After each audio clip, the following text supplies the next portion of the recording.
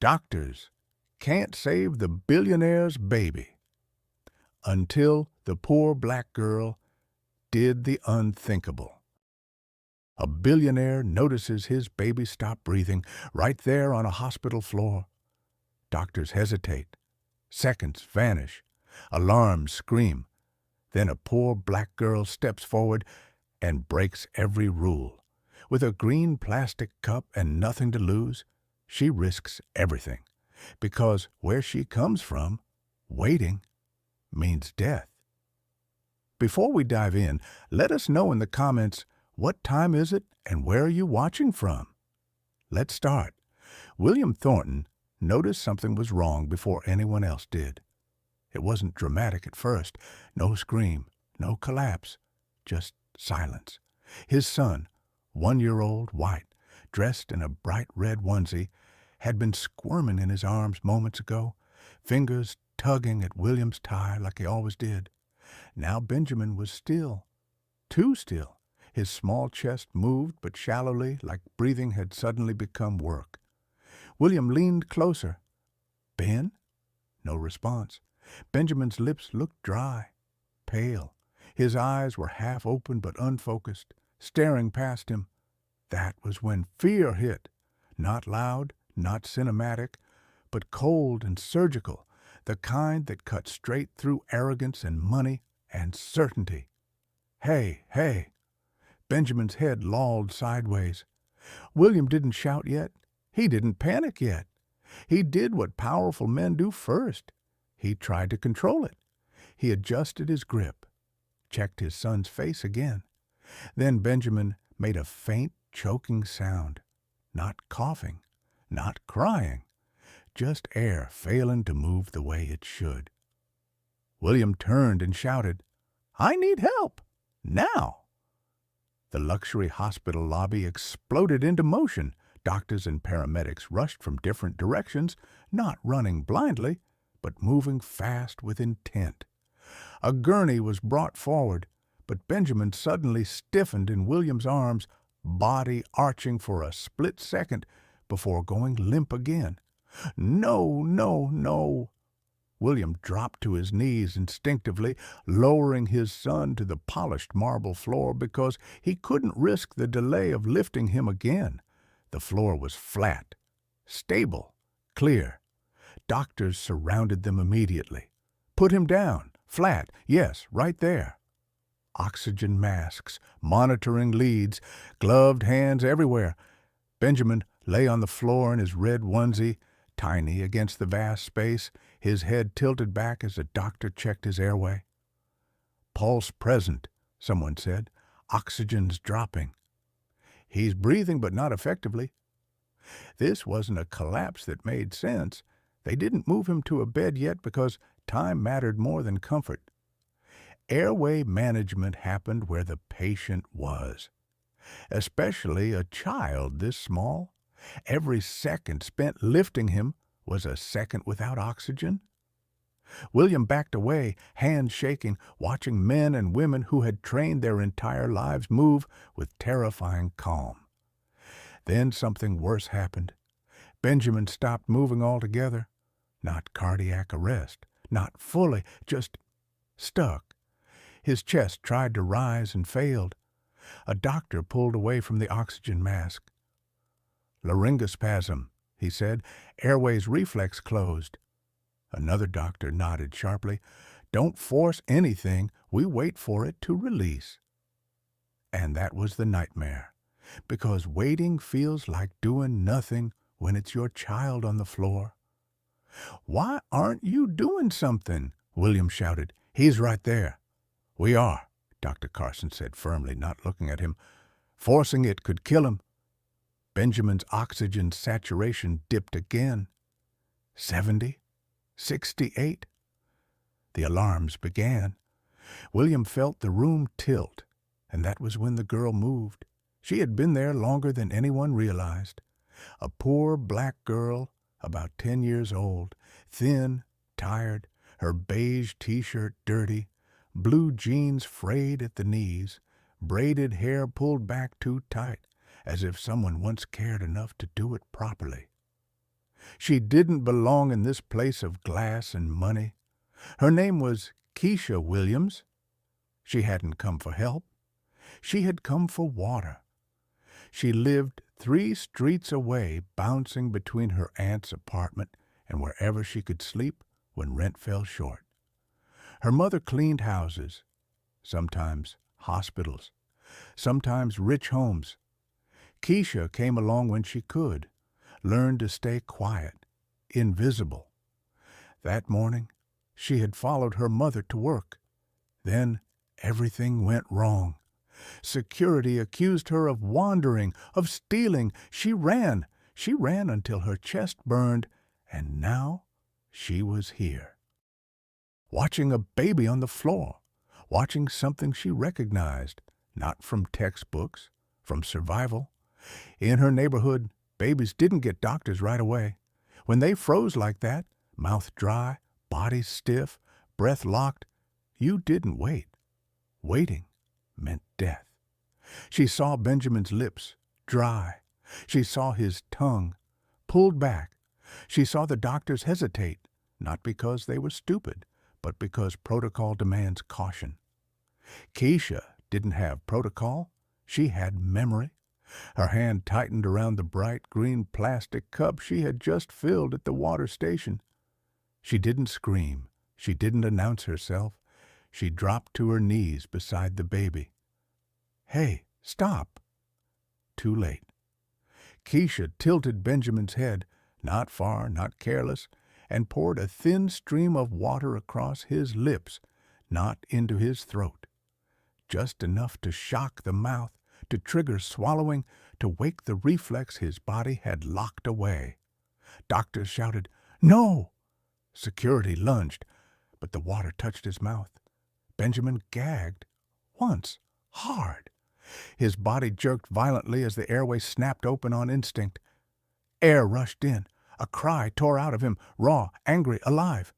The room froze. Monitors surged. Oxygen climbed. William dropped to the floor, hands covering his face, sobbing without sound. Doctors stared at the girl kneeling beside the baby, water dripping from the green cup onto the marble floor. She hadn't meant to save him. She had meant to stop him from dying. Keisha pulled back immediately, fear crashing over her now. "I'm sorry," she whispered. "I'm sorry. I didn't know." Dr. Carson knelt, checking Benjamin quickly, thoroughly. "He's breathing, strongly." No miracle, just timing, just risk. Just instinct colliding with medicine at the exact right second. William looked at the girl for the first time, really looked. Dirty clothes, shaking hands, eyes too old for her face, and he understood something that would haunt him forever. If she hadn't been there, if she had stayed invisible, his son would be dead. That truth settled into William Thornton's chest, heavier than any market crash he had ever survived. Benjamin lay on the marble floor for several more seconds, crying weakly but breathing, small hands clenching and unclenching as doctors surrounded him again, this time with relief instead of fear. Oxygen saturation stabilized.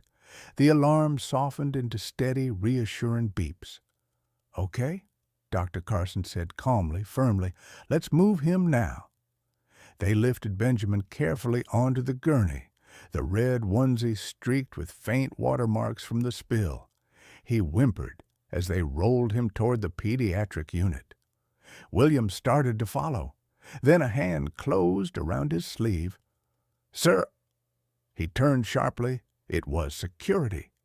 2 guards now. Their eyes weren't on his son. They were on Keisha.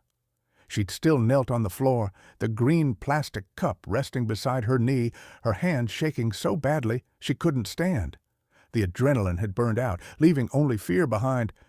"She interfered with a medical emergency," one guard said. "She ran in unauthorized." Keisha flinched. I didn't mean—" William stepped between them without thinking. "No." The word came out low. "Absolute." The guards paused. "She didn't interfere," William said.